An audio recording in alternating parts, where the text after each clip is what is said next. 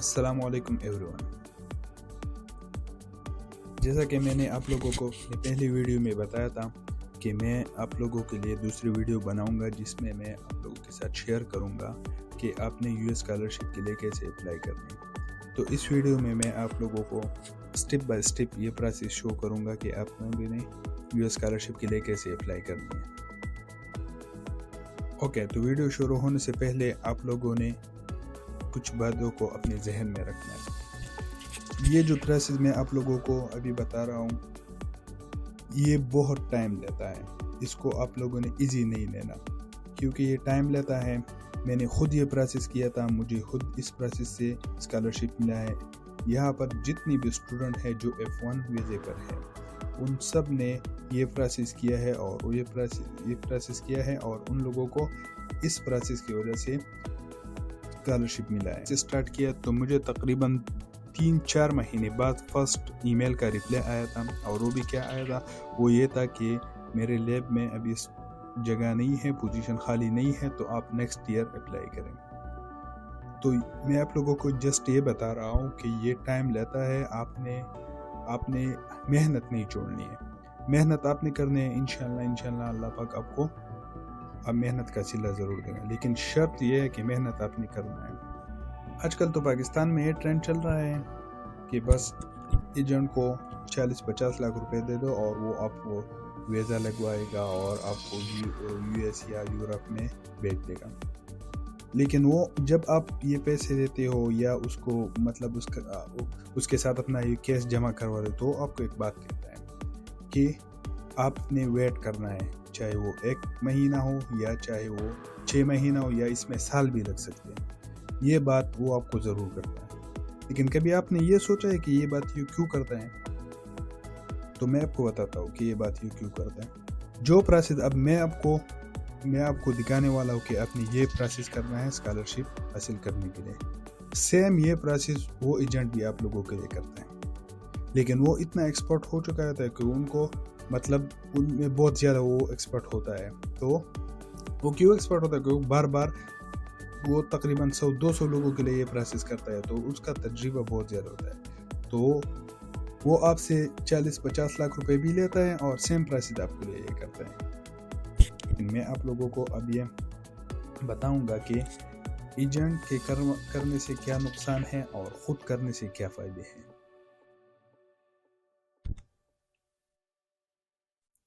अच्छा, तो सबसे पहले मैं आपको बताऊंगा कि एजेंट आपके लिए जो काम करता है, मतलब आपको बाहर बैठता है, तो उसके नुकसान क्या है। नंबर फर्स्ट तो ये कि वो आपके लिए जो काम करता है वो इल्लीगल होता है। सही है, वो यहाँ पर आपके लिए यूनिवर्सिटी में एडमिशन कर लेता है और फिर आपको ये नहीं बताता कि आपको कौन सी यूनिवर्सिटी में जाना है। क्योंकि इसकी वजह ये है कि वो आपके लिए सेल्फ अप्लाई कर लेता है और सेल्फ पर जब आप यहाँ आते हो तो यहाँ की फीसेस इतने ज़्यादा होते हैं कि वो आप लोग नहीं दे सकते। वो किसी की बस की बात नहीं है कि वो फीसेस जमा करें। ओके, तो आप यहाँ पर आ जाते हो तो फिर आप यहाँ पर भाग जाते हो तो इल्लीगल हो जाते हो। आप जो भी काम करते हो वो इल्लीगल होता है। आप सिर्फ कैश पर काम कर सकते हो। दूसरी मेन बात, आप अब वापस अपने कंट्री नहीं जा सकते। एक बार आप यूएस से वापस गए तो फिर यूएस नहीं आ सकते। दूसरी बात, आपको ग्रीन कार्ड नहीं मिल सकता। अगर मिल भी सकता है तो वो तकरीबन 10 से 15 साल तक मिल जाता है। और लास्ट में एजेंट आपसे 40 to 50 लाख रुपए लेता है। वो भी अभी वो जब मैं आ रहा था यूएस आ रहा था तो उस टाइम ये रेट चल रहा था। अब तो पता नहीं कि वो कितना लेता है, लेकिन ये तो थे एजेंट के थ्रू जब आप आते हो तो उसके नुकसान थे। अब जब स्कॉलरशिप पे आप आते हो तो मैं आपको स्कॉलरशिप के फ़ायदे बताता हूँ। स्कॉलरशिप में ये आप लोगों को स्टिपेंड देते हैं। स्टिपेंड मतलब आपको मंथली सैलरी देते हैं जिससे आप अपने फूड वगैरह सब कुछ मैनेज कर सकते हो। यहाँ पर ये आप लोगों को ये भी अलाउ करते हैं कि आप जब चाहो तो आप अपनी कंट्री वापस जा सकते हो और जब चाहो तो वापस आ सकते हो ड्यूरिंग द स्टडी ड्यूरेशन, जो आपकी जो स्टडी का जो टाइम है उसके अंदर। इसके अलावा ये आप लोगों को ये भी देते हैं कि आप अपना स्टडी यहाँ पर कंप्लीट कर लो, तो फिर आप लोगों को ये टाइम देते हैं। उस टाइम के अंदर आप लोगों ने अपने लिए जॉब ढूंढना है, और जब आप अपने लिए जॉब ढूंढ लेते हो तो फिर आप ग्रीन कार्ड के लिए इजीली अप्लाई कर सकते हो। तो ये सब तो थे स्कॉलरशिप के फ़ायदे और एजेंट के थ्रू जो आप लोग कर रहे हो उसके नुकसान। तो मैंने आप लोगों को बता दिया। अब आप लोगों पे है, आप लोगों पे डिपेंड करता है कि आप फिर भी एजेंट के पास जाएंगे या ख़ुद लैपटॉप लेके, और मैं जो प्रोसेस आप लोगों को दिखा रहा हूँ जस्ट ये फॉलो करके आप लोगों ने अप्लाई कर दें। ये उन स्टूडेंट को भी लिए है जो बीएस अभी कंप्लीट कर चुके हैं या बीएस में वो है, वो अभी से अप्लाई करना स्टार्ट कर ले। जिसने एपीएससी के लिए वो भी कर सकते हैं, वो कॉलेजेस के लिए कर सकते हैं। ऐसा नहीं है कि सिर्फ एमएस यूनिवर्सिटी इन लोगों के लिए स्कॉलरशिप, नो, वो कॉलेजेस के लिए अप्लाई कर सकते हैं। ओके, तो अब हम स्टार्ट करेंगे प्रोसेस। सबसे पहले आपने यूनिवर्सिटी का नेम कैसे फाइंड करना है, फिर उसके बाद जब आपके पास यूनिवर्सिटी का नेम आ जाए तो फिर उसके बाद यूनिवर्सिटी में अपना डिपार्टमेंट कैसे मालूम करना है। जैसा कि मेरा जीनोमिक्स और जेनेटिक्स है, तो मैं जीनोमिक्स और जेनेटिक्स में एडमिशन करूँगा, तो मैं कैसे जीनोमिक्स एंड जेनेटिक्स तक पहुँचूँ। आप लोगों का कोई केमिस्ट्री वगैरह, मैथमेटिक्स वगैरह सब कुछ डिफरेंट, तो आपने अपना वाला फाइंड करना है। जब आपके पास डिपार्टमेंट आ जाता है तो डिपार्टमेंट के बाद आपने फैकल्टी तक जाना है। फैकल्टी तक कैसे जाना है ये सब मैं आपको इस वीडियो में बताऊंगा।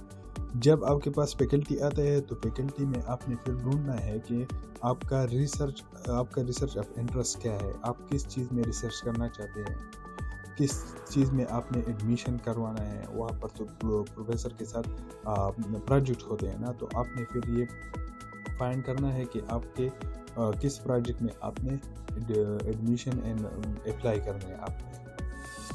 देन आपने जब आप ये सब कुछ कर ले तो आपको पता चले कि हाँ, ये प्रोफेसर इस चीज़ पे काम कर रहा है तो मैं भी इसके साथ काम करूँगा क्योंकि ये मेरे स्टडी के साथ रिलेटेड है। तो फिर आपने वहाँ पर उसको ईमेल करना है। Let's start. ओके, तो सबसे पहले आपने आना है गूगल क्रोम में और यहाँ पर सर्च करना है यूनिवर्सिटी इन यूएस। आप इन कनाडा भी कर सकते हैं, यूके भी कर सकते हैं, जो आप करना चाहें। ओके, तो यहाँ पर पहले से आ चुका है यूनिवर्सिटी इन यूएस, ये आप देख सकते हैं। उसके बाद आपने सर्च करना है। तो जब आप सर्च करेंगे तो यहाँ पर आपको बहुत सारी यूनिवर्सिटी नज़र आ जाएंगी। ओके, तो यहाँ पर आपने इस लिंक में जाना है, बेस्ट नेशनल यूनिवर्सिटी रैंकिंग।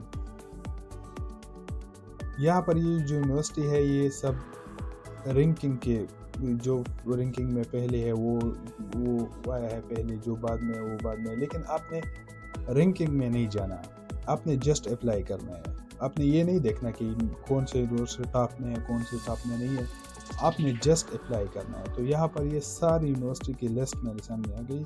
तो यहाँ पर मैं रेंडमली एक यूनिवर्सिटी उठाऊँगा जिसमें मैं अपना डिपार्टमेंट सर्च करूँगा। आप कोई भी यूनिवर्सिटी कर सकते हैं, लेकिन जस्ट लाइक मैं ये वाला उठा लेता हूँ। Okay, Washington university. तो इसका नाम मैं यहाँ से कॉपी करके यहाँ पर दूसरी विंडो ओपन करूँगा और यहाँ पर फर्स्ट सर्च करूँगा। तो यहाँ पर आप लोग देख सकते हैं कि यूनिवर्सिटी का वेबसाइट मेरे सामने आ गया। तो मैं यहाँ पर जाऊँगा। अब यहाँ पर यूनिवर्सिटी का वेबसाइट पेज जो है जो ओपन हो चुका है, ऑफिशियल पेज जो है ना वो ओपन हो चुका है। अब आप लोगों को यहाँ पर आप लोगों को पता नहीं चलता कि यहाँ पर मैंने अब डिपार्टमेंट किस तरह ढूंढना है। मैं आपको बताऊँगा कि अपने डिपार्टमेंट किस तरह ढूंढना है। जब इस तरह यूनिवर्सिटी का पेज में आप जाते हैं तो वहाँ पर सम टाइम ये होता है, सम टाइम ये नहीं होता। तो आपने क्या करना है, आपने एकेडमिक में जाना है। जब आप एकेडमिक में जाता है तो फिर वहाँ पर देखना है कि एकेडमिक डिपार्टमेंट, ये जो है एकेडमिक डिपार्टमेंट प्रोग्राम। बाद में यूनिवर्सिटी में ऐसा होता है कि ग्रेजुएट प्रोग्राम, बाद में होता है डायरेक्टली ग्रेजुएट, और बाद में डायरेक्ट जब आप एकेडमिक में जाते हैं तो इजी होता है और डायरेक्टली वो सारा जो डिपार्टमेंट है ना उसका लिस्ट आ जाता है। लेकिन बाद में इजी नहीं होता, बाद में फाइंड करना बहुत ज़्यादा मुश्किल होता है। तो इस यूनिवर्सिटी में ये एकेडमिक डिपार्टमेंट में मैं जाऊंगा।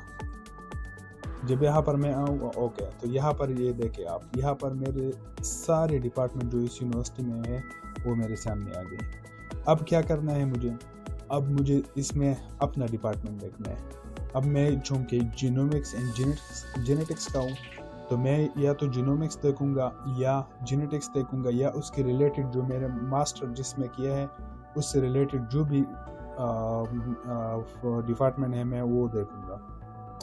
यहाँ पर ये नहीं है कि आपने मतलब मॉलिक्यूलर बायोलॉजी में की है तो आप बायोटेक्नोलॉजी में एडमिशन नहीं कर सकते, आप प्लांट पैथोलॉजी में नहीं कर सकते। नो, अगर आपका फील्ड थोड़ा भी रिलेटेड हो दूसरी फील्ड के साथ तो आप उसमें भी अप्लाई कर सकते हैं। यहाँ पर ये लोग ये नहीं देखते। दूसरी बात ये कि अब बात लोग ये कहेंगे कि मेरा GPA तो 2 है या मेरा GPA बहुत कम है तो मैं अप्लाई नहीं कर सकता। नो, ये यहाँ पर जो भी प्रोफेसर है वो GPA नहीं देखते, वो इवन आपके ट्रांसक्रिप्ट तब देखते हैं जब वो आपसे इंटरव्यू लेते हैं। जब मेरा इंटरव्यू था, मेरा जो फर्स्ट इंटरव्यू था तो मेरा सुपरवाइज़र ने उस दिन मुझे कहा था कि मैं आपका ट्रांसक्रिप्ट देखना चाहता हूँ, और ये इसलिए नहीं देखना चाहता कि आपका GPA कितना है, क्योंकि हम लोग GPA पे वो नहीं करते कि आपकी GPA कम है या ज़्यादा है, लेकिन मैं इसलिए देखना चाहता हूँ कि आपने BS में जो सब्जेक्ट पढ़े हैं मैं उसमें आपसे क्वेश्चन करूँ। तो ये जस्ट लाइक उसके लिए देखते हैं, ये इसके लिए नहीं देखता कि आपकी GPA कितनी है,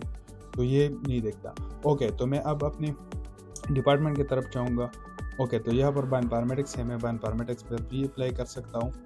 ओके, लेकिन मैं यहाँ में नहीं जाऊँगा, मैं सबसे पहले अपना मेजर देखूँगा। अगर जेनेटिक्स या जीनोमिक्स होगा तो वो बहुत अच्छा होगा।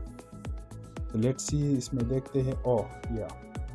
तो यहाँ पर जेनेटिक्स है, दूसरा और कोई है कि नहीं, ह्यूमन एंड स्टैटिस्टिकल जेनेटिक्स भी है। मैं इन तीनों में अप्लाई कर सकता हूँ। Genetics, human and statistical genetics and bioinformatics, क्योंकि बायोइन्फॉर्मेटिक्स भी मेरे टॉपिक से रिलेटेड है। तो यहाँ पर ये सब आपने फिर अपना वाला, और यहाँ पर मॉलिक्यूलर। अब देखें, इस एक यूनिवर्सिटी में मैंने अपना जो मेजर है ना, उनके कितने डिपार्टमेंट मैंने तलाश किए। मॉलिक्यूलर एंड सेल बायोलॉजी, यहाँ पर मैं अप्लाई कर सकता हूँ। मॉलिक्यूलर जेनेटिक्स एंड जीनोमिक्स में यहाँ पर अप्लाई कर सकता हूँ, यहाँ पर अप्लाई कर सकता हूँ, यहाँ पर अप्लाई कर सकता हूँ। तो मैंने यहाँ पर बहुत सारे हैं, आपने जस्ट जो आपका मेजर हो आपने वो उठाना है। जस्ट लाइक मैं सबसे पहले जेनेटिक्स उठाऊँगा, फिर उसके बाद अगर उसमें मुझे कोई रिप्लाई या ईमेल का जवाब नहीं मिला तो मैं दूसरे डिपार्टमेंट में जाऊँगा। तो मैं जेनेटिक्स, अच्छा, तो ये जेनेटिक्स डिपार्टमेंट का पेज ओपन हो चुका है। तो अब मुझे क्या करना है, मैं तो डिपार्टमेंट तक पहुंच गया, लेकिन मुझे अब फैकल्टी तक जाना है। फैकल्टी में फिर प्रोफेसर को ढूंढना है। तो फैकल्टी पर तक जब मैं जाऊंगा तो यहाँ पर ये रिसर्च वगैरह एरिया आप ये भी देख सकते हैं, लेकिन आपने डायरेक्ट फैकल्टी में जाना है, जस्ट लाइक फैकल्टी। ओके, तो ये मेरे सामने अब ये सारे फैकल्टी आ गई, ये सब जेनेटिक्स के प्रोफेसर हैं। तो अब मैं अपना रिसर्च ऑफ इंटरेस्ट देखूंगा कि मेरे रिसर्च से कौन से प्रोफेसर का रिसर्च जो है ना वो मेरे रिसर्च के साथ मैच कर रहा है। मैं सबसे पहले वो देखूँ, मैं अप्लाई सबको करूँगा, लेकिन सबसे पहले मैं वो देखूँगा, क्योंकि जब मेरा प्रीवियस डिग्री जो है उसमें मैंने जो रिसर्च किया है, जस्ट लाइक मैंने न्यूरोलॉजिकल डिसऑर्डर में रिसर्च किया है, तो मैं वो देखूंगा। अगर न्यूरोलॉजिकल डिसऑर्डर पर यहाँ पर कोई काम करे तो पहले मैं उसको ईमेल करूँगा। क्यों उसको ईमेल करूँगा? क्योंकि जब मैं प्रोफेसर को बताऊँगा कि मैंने अपना मास्टर जो है न्यूरोलॉजिकल डिसऑर्डर में मैंने अपना प्रोजेक्ट किया है, मैंने अपना रिसर्च किया है, और आप भी इस न्यूरोलॉजिकल डिसऑर्डर पे काम कर रहे हो, तो मैं भी चाहता हूँ कि मैं आपके साथ PhD इस फील्ड में करूँ। तो वो मेरे ख्याल से, तो फिर वो अगर उसके पास पोजीशन है, उसके पास जगह है, स्टूडेंट लेने की जगह है, तो वो मना नहीं करेगा। वो करेगा, उसके जो रिक्वायरमेंट है, इंटरव्यू वगैरह है वो लेगा, लेकिन इंशाल्लाह मना नहीं करेगा। तो मैं अब जाऊँगा कि मेरे जो प्रीवियस है उसके कोई है, जस्ट लाइक मैं ये यहाँ पर जाता हूँ। ओके, तो यहाँ पर आप जब इस तरह आते हैं, उसका लैब्स क्लिक कर लेते हैं, तो यहाँ पर उसका डिस्क्रिप्शन आ जाता है कि ये कौन से प्रोजेक्ट में काम कर रहा है, इस पर ये प्रोफेसर और उनके साथ कौन कौन से प्रोजेक्ट है। तो यहाँ पर देख ले, ये genomics and neuro developmental disorder पर ये काम कर रहा है, तो ये मेरे फील्ड से रिलेटेड है। तो सबसे पहले मैं इनको ईमेल करूँगा कि मैंने मास्टर इसमें किया है और PhD आपके साथ इस फील्ड में करना चाहता हूँ। अच्छा, अब मैं आपको इस वीडियो में तो नहीं बता सकता, क्योंकि फिर ये बहुत लंबी हो जाएगी। नेक्स्ट वीडियो में मैं आपको बताऊंगा कि अपनी ईमेल किस तरह बनानी है और अपनी CV किस तरह बनानी है। ये दोनों बहुत अहम चीज़ें हैं जो आपने बनानी है। ओके, तो जस्ट लाइक मैं दूसरा देखता हूँ कि यहाँ पर जस्ट लाइक ये लेब में देखता हूँ कि ये किस चीज़ पे काम कर रहा है, तो यहाँ पर इसका सारा डिस्क्रिप्शन जो है वो लिखा है कि ये किस चीज़ पे काम कर रहे हैं। ओके, तो ये भी न्यूरो डिजेनरेटिव डिसऑर्डर पे काम कर रहे हैं, ये डिजीज़, इस डिजीज़ पे मैंने मास्टर में काम किया है। तो मैं भी अब इस प्रोफेसर को ईमेल करूँगा और मैं कहूँगा कि मैं पीएचडी आपके साथ करना चाहता हूँ, मेरा ये बैकग्राउंड है, ये सब कुछ उसको बताऊँगा।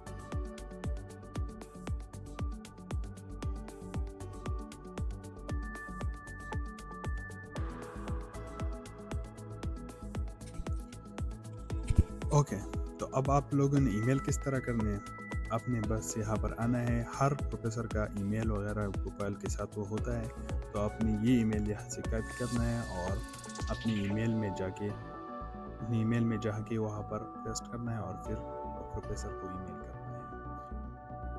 जिस तरह मैंने आपको कहा कि ईमेल में आपने क्या करना है, ईमेल में आपने लिखना है कि मेरा बैकग्राउंड ये है और मैं आपका जो रिसर्च है इसमें मैं इंटरेस्टेड और मैं आपके साथ रिसर्च में अपना स्टडी जो है मास्टर पीएचडी में कंटिन्यू करना चाहता हूँ। तो अपनी ईमेल में बस सिर्फ ये कहना है। नेक्स्ट वीडियो में बनाऊंगा ईमेल पे कि अपनी ईमेल किस तरह बनानी है, और सीवी बहुत इंपॉर्टेंट है कि अपनी सीवी किस तरह बनानी है। तो ये थी आज की वीडियो। अगर वीडियो अच्छी लगी, पसंद आ गई, तो वीडियो को लाइक, सब्सक्राइब एंड शेयर ज़रूर कीजिएगा। Thank you very much.